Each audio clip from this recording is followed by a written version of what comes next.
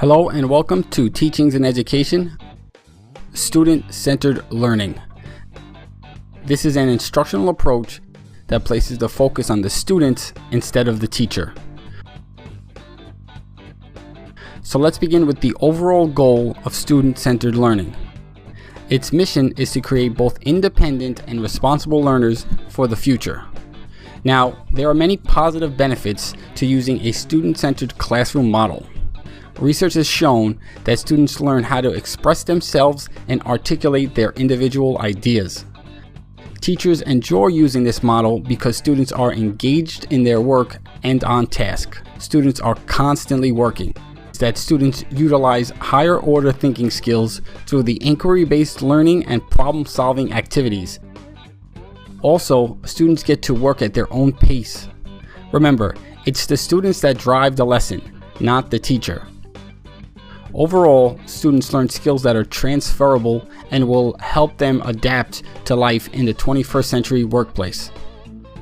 Now, I'll ask, what does a student-centered classroom look like? As school administrators roam the room, they should see students working on assignments as the teacher facilitates. Students are allowed to explore their interests.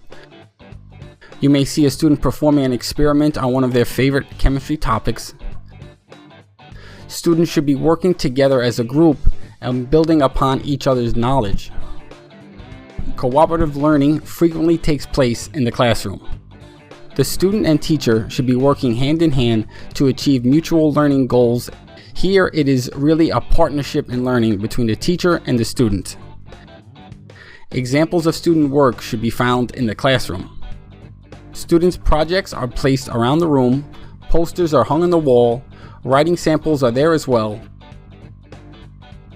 Students are comfortable using technology in the classroom. Technology is used to help students solve problems, just like in real-world situations. A student-centered classroom is not a quiet place. Students should be debating ideas with one another. Students are given a voice and feel empowered. Teachers do this by providing their students with choice in their assignments. Now, let's finish up with some tips for the classroom. First off, try to teach, quote, big ideas to your students. Allow the students to discover the details of these big ideas for themselves. Teachers should give students a chance to evaluate their own learning. Student reflections can be a part of a teacher's grading and assessments. Performance-based assessments and authentic assessments are also an integral component. These type of assessments are what we expect students to see in a real-world workplace environment. Teachers need to be constantly moving around the room as opposed to sitting at their desks.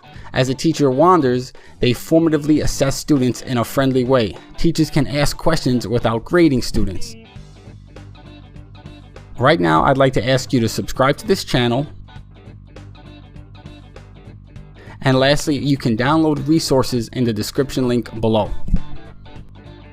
And please follow me on Twitter and Pinterest